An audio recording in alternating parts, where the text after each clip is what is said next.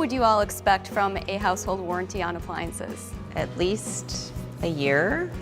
I just don't see many manufacturers offering more than a year. I think we need to do a better job of making things last longer. Most machines have a 1-year warranty. This machine has a 7-year warranty, parts and in-home labor. There you go. There Wow, you go, James. that's awesome. That's fantastic. I'm actually startled because I did not know any appliances like that did 7-year warranties. And then parts, in-home, that's incredible. Yeah. That's incredible. And it's only sold through independent dealers. I like to support local. And it's also good for the service end of things too if there is an issue.